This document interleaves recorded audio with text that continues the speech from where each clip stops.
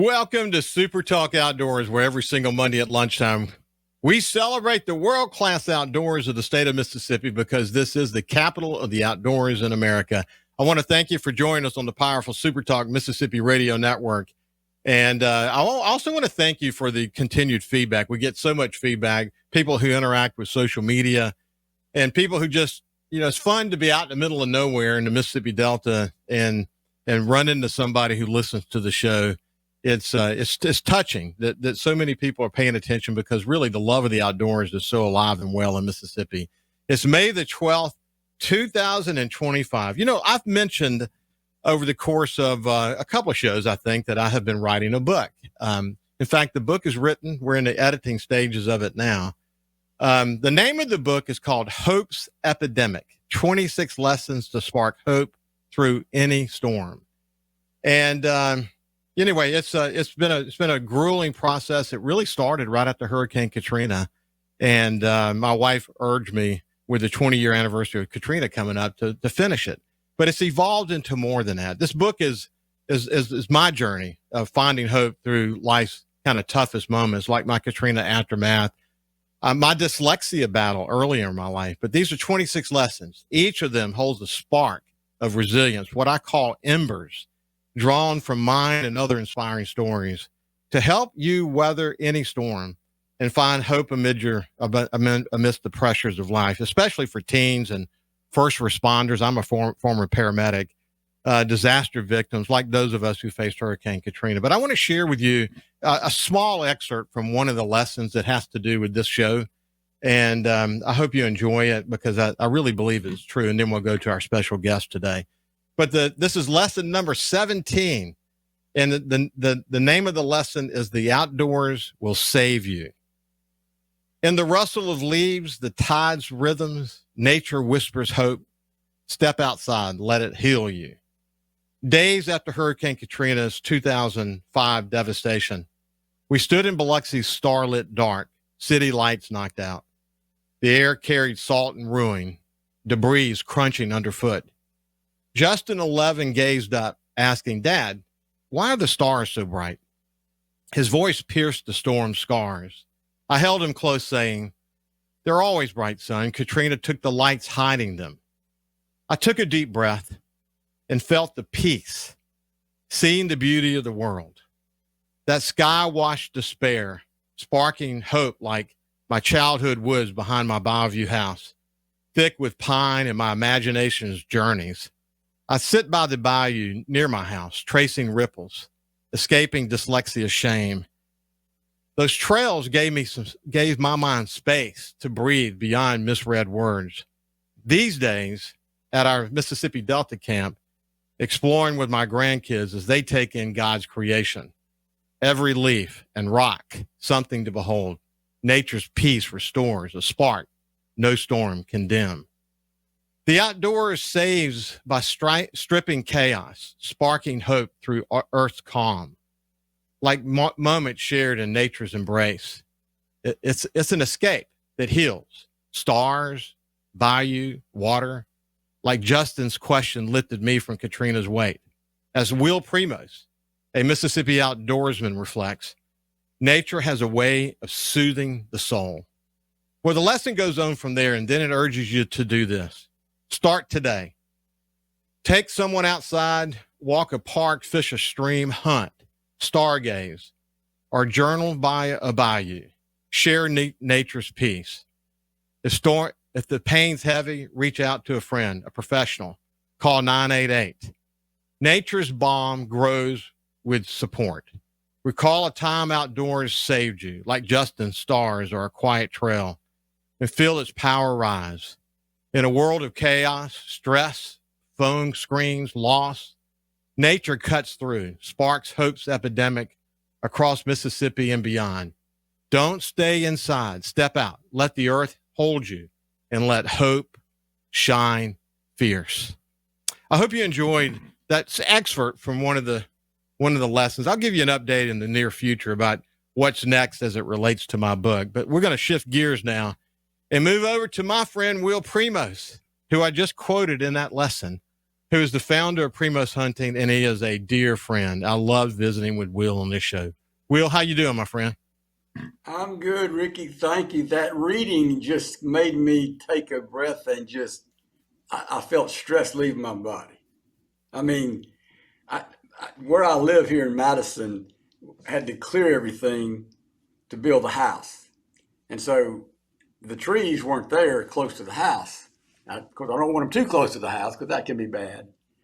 But over the past 10 years, I have dug up hickories, dug up little beeches, dug up all these trees and planted them. I've planted 400, maybe more.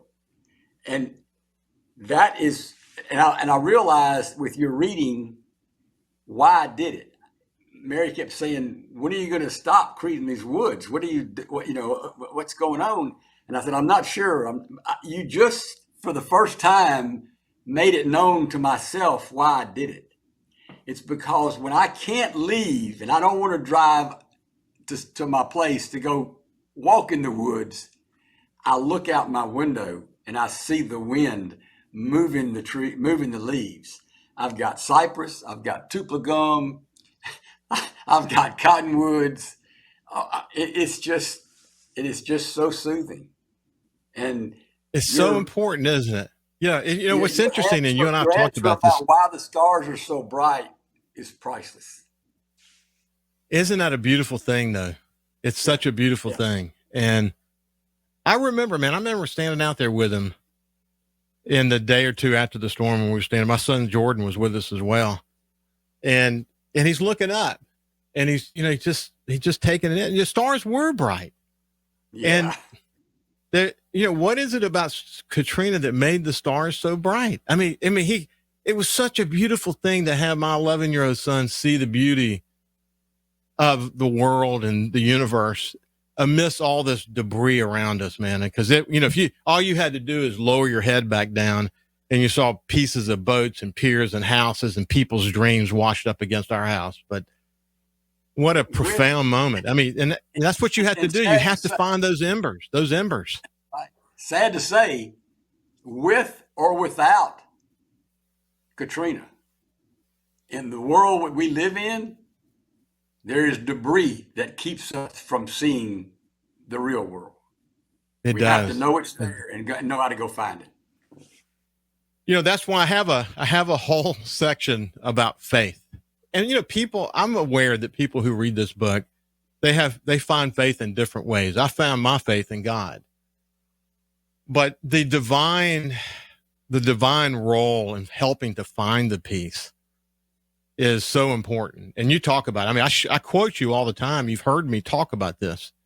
But when you talk about the turkey hunting experience, when you go into the woods, whether you see or hear a turkey or not, this experience of being in those early spring woods when the green up is happening, and you think to do a prayer and realize you don't necessarily have to do one because you are literally in that moment in a prayer.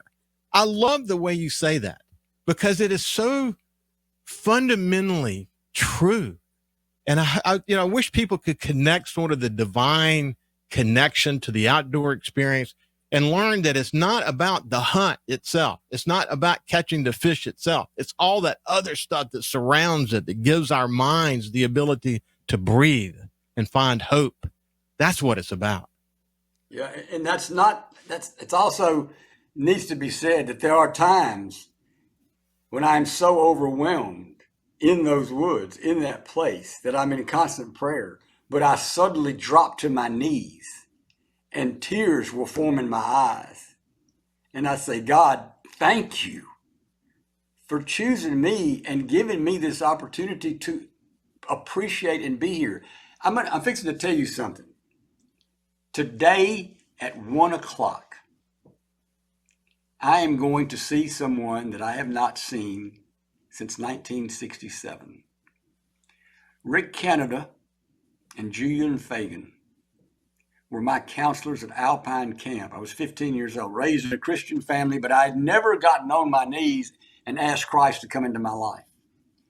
Rick Canada and Julian Fagan led me to Christ. And they are coming to my house at 1:00 for a reunion. Oh, that's so beautiful. Yeah. I've got the letter that I wrote home in 1967 to my mother. She saved it and she gave it to me. Mama's 98. She's still with us. She's great. But I'm going to show this letter to Julian and Rick. But Wow. Julian was the punter for Ole Miss back then. And so in the mornings, I was the only one who wanted to get up early, and I would get up before daylight with him. And as the sun's coming up, my job was to hit that stopwatch the minute his foot hit the ball so we could time how long it stayed in the air. So he would practice and practice. And later he played for the Saints. Yeah, that is so cool. What a beautiful reunion you'll be having today. Hey, listen, Yep. when we come back on the other side, we'll finish this part of the conversation. I want to get the latest on the Outdoor Stewardship Trust Fund, give you the latest. And we'll talk at some point during this conversation about an amazing fundraising effort that Will is involved in to bring attention to the need to continue to protect our outdoors. We'll see you with Will Primos right after this. Welcome back to SuperTalk Outdoors. Listen, are you looking to purchase your perfect piece of hunting property, upgrade your farm equipment, or have you been dreaming of owning your slice of heaven out in the country?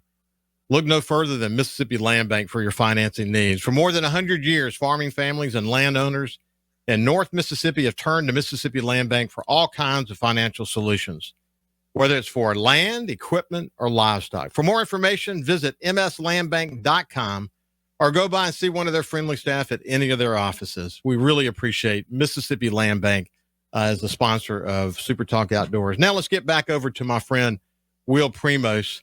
That was a powerful segment that we had before we went to break. It's always beautiful when you're with Will and he's speaking from the heart. Will, anything else you want to mention before we shift away from that life lesson discussion we were having? Ricky, things like dyslexia specifically are devastating to someone, especially a young child. They realize they have it and they feel ostracized, and it is a tremendous struggle. And so what we need is for when people recognize that and they see it, is to support it. I had the opportunity one time. Had a guy working for me. He was managing a farm for me. And he was in a position of leadership and management. And after working with him, I realized there were some, like we were going down the road and I said, take a right. And he took a left. I mean, he's extremely dyslexic. Everything was backwards. And I went, no, the other right, Okay. And so when I realized this, that was one of the things that helped me realize it. I sat him down and I said, look, I realize you're dyslexic. And he hung his head and started crying. He was weeping. He was trying to hide it. This guy was in his 40s. He'd been hiding it his whole life. He'd been running from it his whole life. It devastated him. And I said, I don't want you to worry about it. We're going to work through this and we're going to find ways to overcome this together. And if I know it and you know it, we can work together and we can start laughing about it. When he hooked up the hydraulics on a tractor, it was a nightmare. So we color-coded them red, white, and blue. And red went first, white went second, and blue went third. Red, white, and blue. We didn't have any more trouble with hydraulics. So we found ways to overcome it. And that's what we've got to do. We've got to embrace it. No matter what somebody is dealing with in their life, there's going to be storms even for those people who don't have those type issues. There's going to be, and the book you're writing can be a tremendous gift to those, especially to young people who are struggling and don't know who to talk to. For me, growing up, I was extremely intimidated and had no self-confidence, and all I wanted to do was be by myself. That was my escape. That's how I dealt with that. I finally outgrew it, but I'm going to tell you what, it was a real struggle. Yeah. And you add into that social media and, Snapchat and texting, and it's a very difficult world that teens live in. And the good news is there are a lot of great programs like Hope Squad that are emerging where there are peer-to-peer listening and teaching kids how to see each other in the hallway and care about them and show empathy and these kinds of things.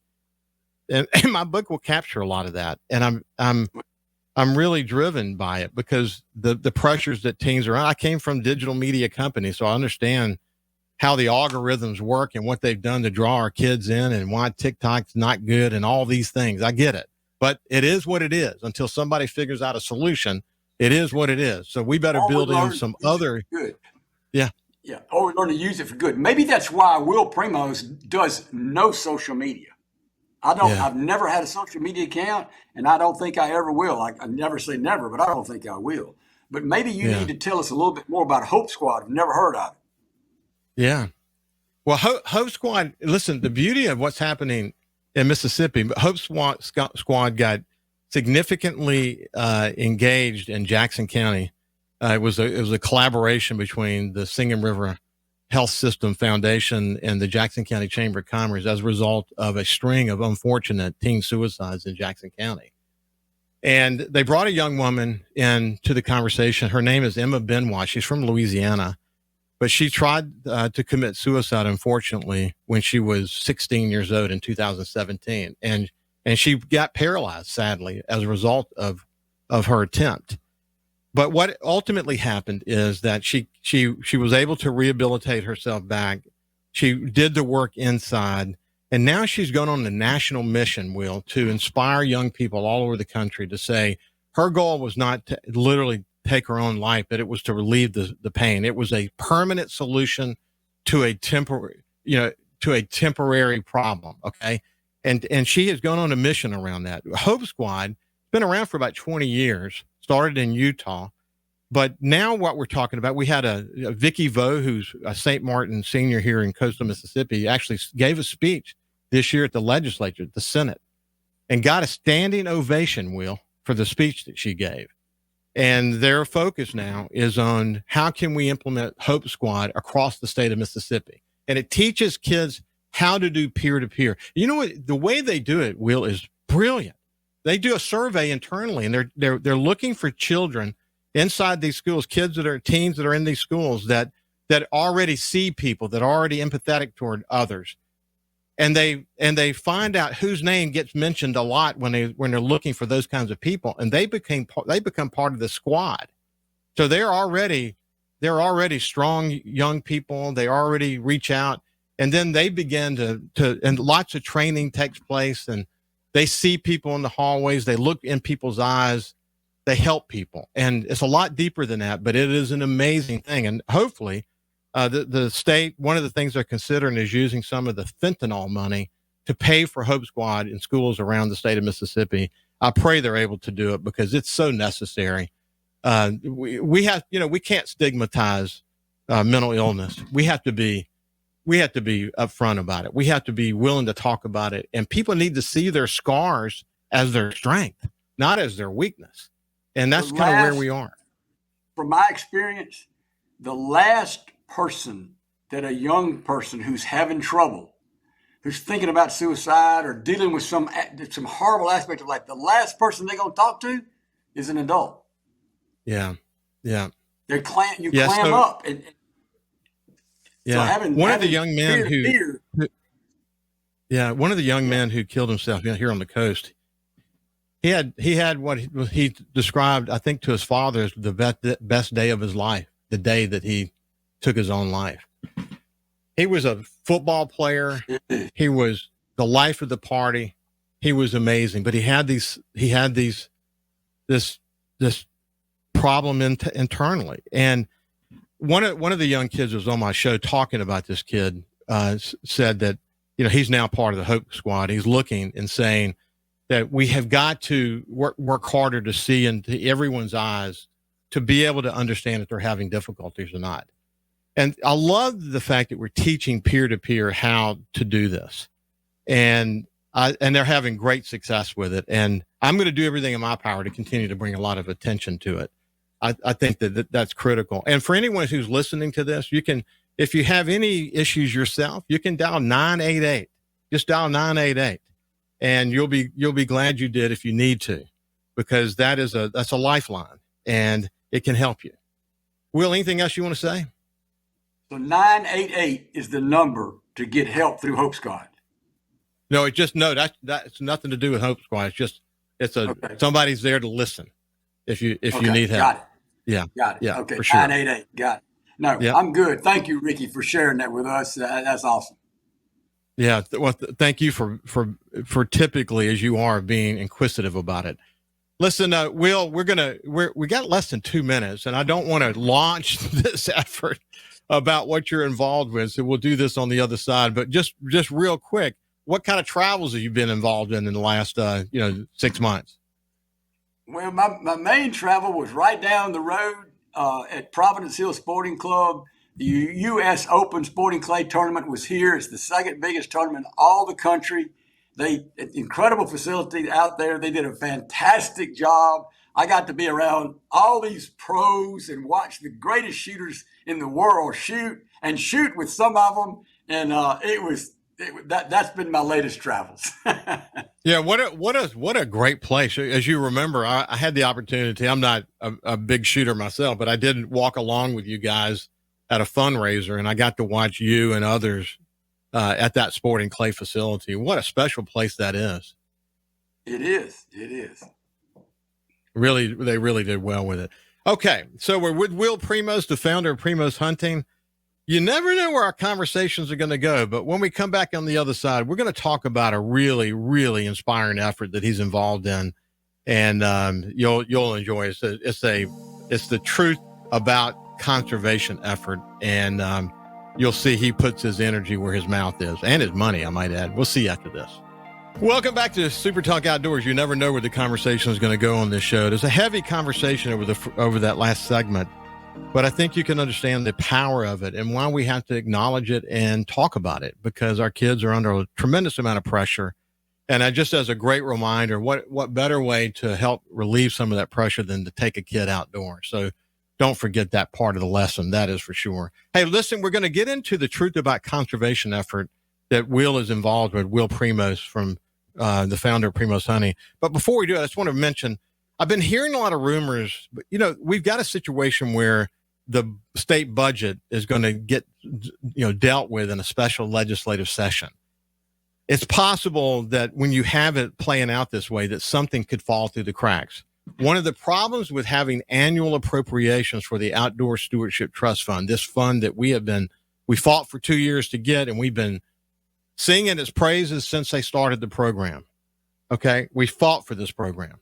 One of the problems with an annual appropriation is you got to make sure that it doesn't fall through the cracks and you get the appropriation. What we really want to get is annual, reoccurring money for the Outdoor Stewardship Trust Fund. So you don't have to do it every single legislative session. So it is what it is right now. We want to make sure it doesn't fall through the cracks. I've heard various rumors that it's not going to get funded, different takes on it. I sent Lieutenant Governor Delbert Hoseman a note just before the show, in fact, and asking him for an update. And he said they're working on it, hope to have something this week.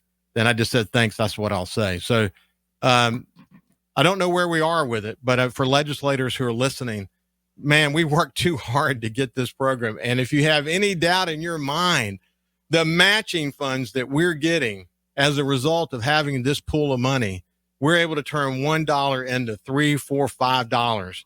I mean, we cannot let lose this momentum.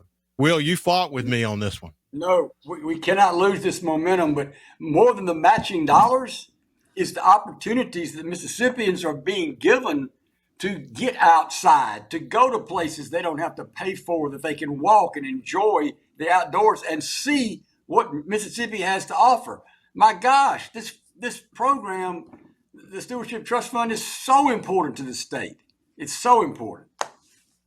Yeah, I mean, it's building, boat ramps and fishing reefs and all kinds of other. In fact, I was at Horseshoe Lake weekend before last, up out in the Chula area, and it was just overwhelmed by all this invasive species of plants. And they did a project there that the Outdoor Stewardship Trust Fund funded, and that whole Horseshoe Lake is open now. It's an amazing example of what it looks like. You couldn't use the lake before. No, no. They put a boat ramp in, and man, the crappie fishermen, you couldn't find a place to park. It's so Awesome. this is That's what you these want. these examples are happening all over our state. Got a great process, got great leadership. In fact, one of the leaders, Drew St. John, who is the current chairman, is be moving over soon to the commission. Joe Cloyd from here on the coast, a number of others. We're very lucky to have this group, and they've got a great executive director, and they're incredibly accountable. They've got a bunch of ex officio members from the legislature and beyond. Everything we hope for is happening, and let's not lose the funding, please. Okay. I recently spent some time with Drew St. John, and he has got a heart and an understanding of what conservation really is. We need people like him involved in the commission, helping the state make good decisions. I'm so proud of Drew St. John.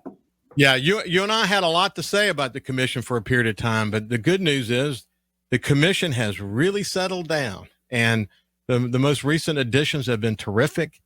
I think they're focused now, and there's no noise. They're supporting the agency. It's been great to watch. Okay, Will, let's shift gears, man. The truth about conservation effort that's going to benefit the Congressional Sportsmen's Foundation, Ducks Unlimited, National Wild Turkey Federation, Rocky Mountain Elk Foundation, and Pheasants Forever and Quail Forever. What an undertaking that you've done. And you're talking about putting your money where your mouth is. I don't even know where to start. Well, I didn't know where to start either. So a lot of people don't, I made my living in the outdoors space, and primarily, we tapped into the technology of the day, which first was the audio cassette tape to give lessons on how to use certain calls for hunting.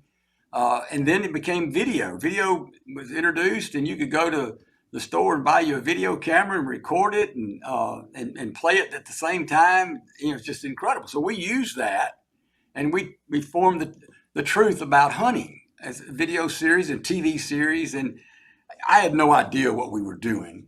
Me, Brad Ferris, and many others before him and after him. Brad was one of the key figures at formulating and developing and guiding the process to build the real strength and the foundation that could stand the test of time. Ronnie Cuz Strickland was the first truth cameraman, and did a fantastic job on that first episode, that first recordings, 12 hunts. But anyway, we didn't know what we were doing. But I found out that people all across the country know who Primos is and were raised with us. We taught them to hunt. We taught them to enjoy we taught them to love, which is what I said, look, if we don't teach people to love this stuff, they're not going to protect it. They're not going to want to protect it. And so that became the kind of the driving force, but it was also a marketing thing. It was radical marketing because I didn't have any money to go buy a bunch of big heavy ads. So we used this medium, and it worked like a charm. And it wasn't brilliant on my part. It was luck on my part. So, here I am hunting elk and whitetails and love waterfowl hunting and turkeys and big game hunting, all that kind of stuff. But there's a passion in me for quail hunting, upland bird hunting. My Uncle Gus introduced me as a young boy, 7, 8 years old. I got paid $1 a day to clean the dog pens. I got to walk along with him and my friend, Buck Dearman, a friend of his that was really the guy who got me to start the game call company. And, I just loved walking around the dogs. I loved seeing them point, the birds flushing, and all that began to go away, began to lose that. Well, that's about conservation and habitat, and I began to connect the dots and whatever.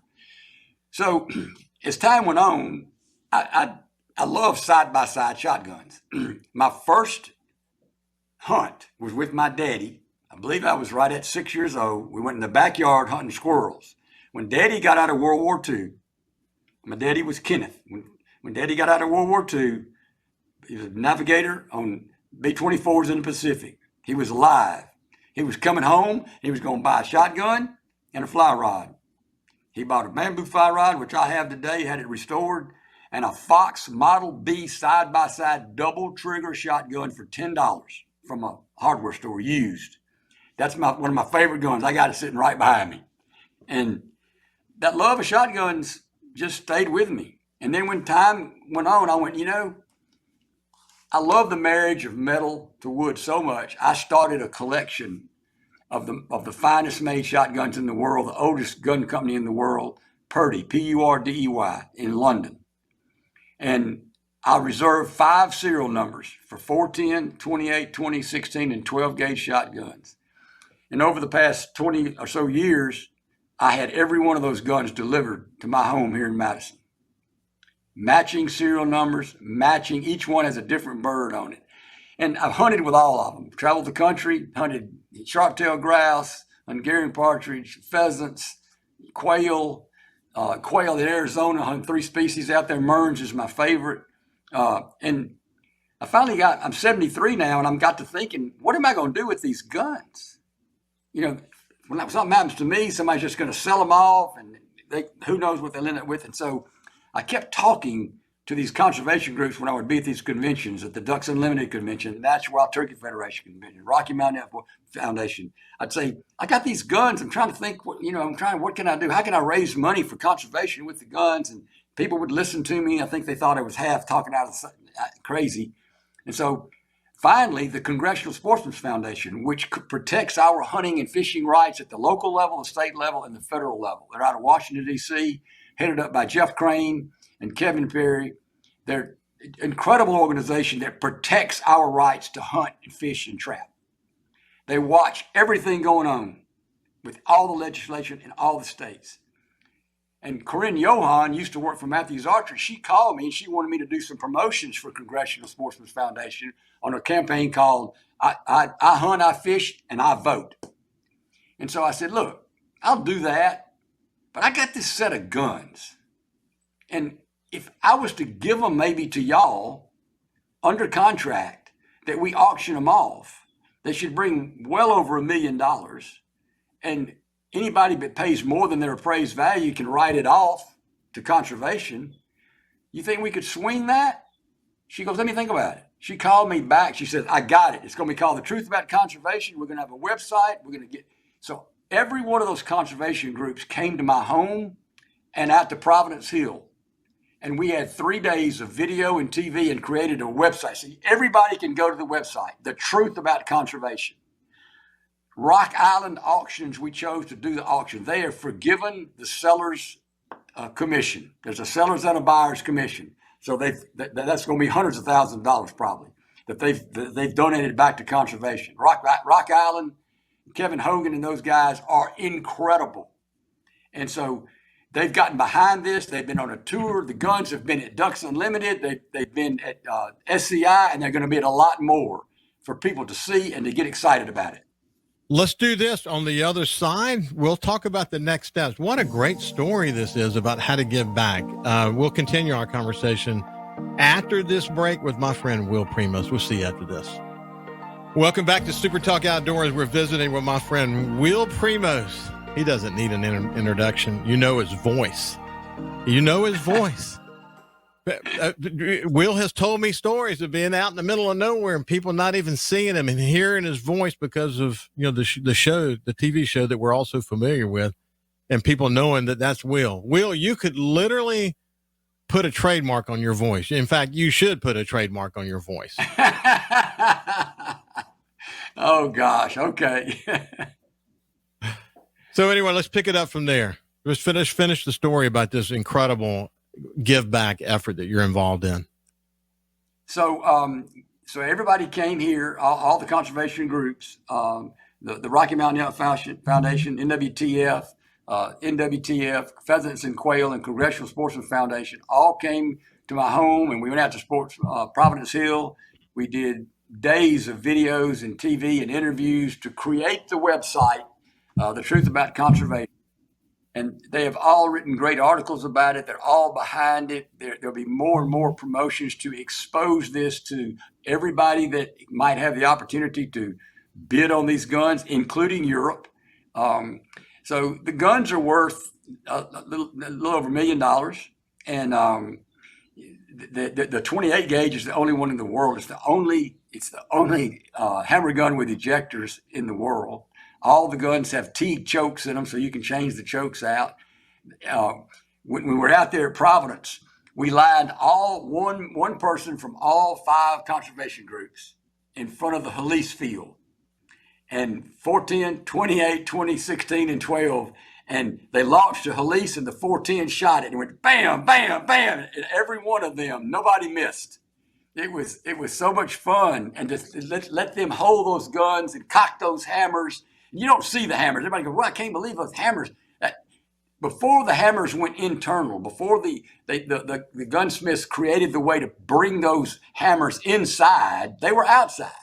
And that's why they're like that. This is just old school. And every one of the hammers on these guns is engraved with the Purdy dragon.